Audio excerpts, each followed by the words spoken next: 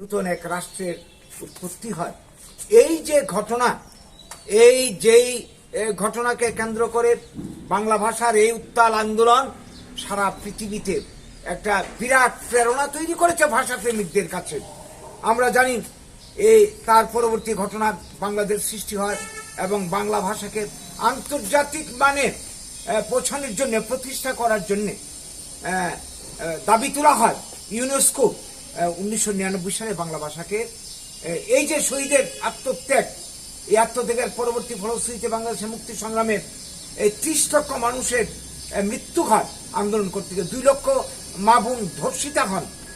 এই যে ঘটনা, এবং এইবার বাংলায় 61 সালে কি বলে শিলচরে 11 জন শহীদ, এইভাবে একটা প্রেরণা তৈরি করে গোটা বিশ্বের বুকে সমস্ত ভাষাভাষী মানুষের ক্ষেত্রে আন্দোলনে, অনেক জায়গাতে আন্দোলন হয়েছে পরবর্তীকালে। এই যে বিষয়টা, একটা জাতির ভাষা যদি হারিয়ে যায়, তার পরিচিতি লুপ্ত হয়, জাতিটা শোষিত হয়, নিপীড়িত হয়, বঞ্চনার শিকার হয়, পরিচিতি লুপ্ত হয়ে যায়। কাজে এটা একটা ঘটনা বাংলা ভাষা আন্দোলনকে কেন্দ্র করে সারা পৃথিবীর ভাষাপ্রেমী মানুষকে উদ্বুদ্ধ করেছে এবং শোষণ বিরোধী সংগ্রামের একটা কি বলবো পাথেয় হিসেবে মানুষ এটাকে গ্রহণ করেছে। এটাকে মর্যাদা দিয়েছে রাষ্ট্রসংঘ। আজকের দিনে দাঁড়িয়ে গোটা পৃথিবীর বুকে মাতৃভাষা দিবস হিসেবে উদযাপন হচ্ছে সর্বত্র। প্রত্যেক ভাষাভাষী মানুষ সেই দিনটাকে মর্যাদা দিচ্ছে।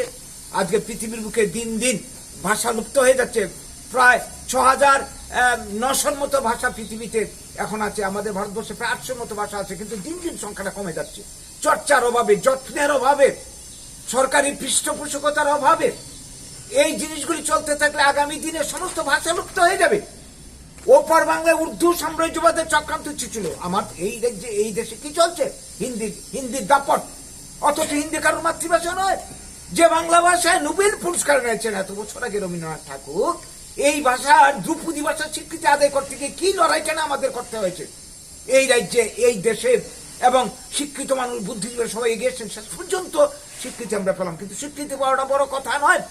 আমরা যদি মানে কি বলবো ব্যবহারিক ক্ষেত্রে আজকে সাইনবোর্ডগুলি দেখুন, বাংলা নেই। আজকে সরকারি কাজে বাংলায় ব্যবহার হচ্ছে না, কোর্ট কাছারিতে ব্যবহার হচ্ছে না, ব্যাংক, পোস্ট অফিস, বিমান পরিষেবা থেকে শুরু করে রেল।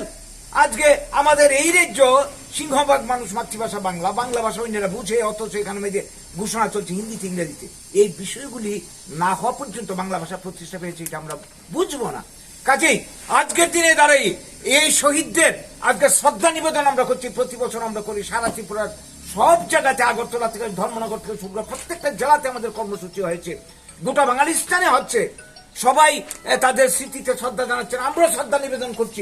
তাদের এই আত্মত্যাগ তখনই সফল হবে সর্বক্ষেত্রে সারা পৃথিবীতে 40 কোটি মতো মানুষ বাঙালি আছি। আমাদের মাতৃভাষা বাংলা যদি সর্বক্ষেত্রে প্রতিষ্ঠা অর্জন করতে পারে, এই তাদের শ্রদ্ধা নিবেদনের পাশাপাশি আবেদন রাখবো রাজ্য সরকারের কাছে, কেন্দ্রীয় সরকারের কাছে, যাতে সরকারি কাজে বাংলা ভাষার মর্যাদা দেওয়া হয় এবং আমাদের স্কুল কলেজগুলিতে বাংলা ভাষা প্রতিষ্ঠা পায়।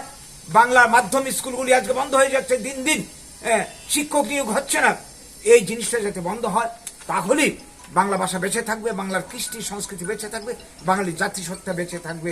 আজকের দিনে দাঁড়িয়ে এই আবেদনটুকু রাখবো সারা বাংলার অঞ্চলের মানুষের, পৃথিবীর বাংলাভাষী যারা এগিয়ে আসুন, সবাই বাংলা ভাষার মর্যাদা রক্ষার জন্যে, প্রতিষ্ঠার জন্যে আমরা সবাই মিলে মানে এই যে শহীদের রক্ত যাতে আমরা সফল করতে পারি, প্রাণদান সফল করতে পারি, আমরা কাজ করে যাই। এই বার্তাটুকু দিতে চাইছি। নমস্কার। আমার নাম গৌরাঙ্গ রুদ্রপাল, আমি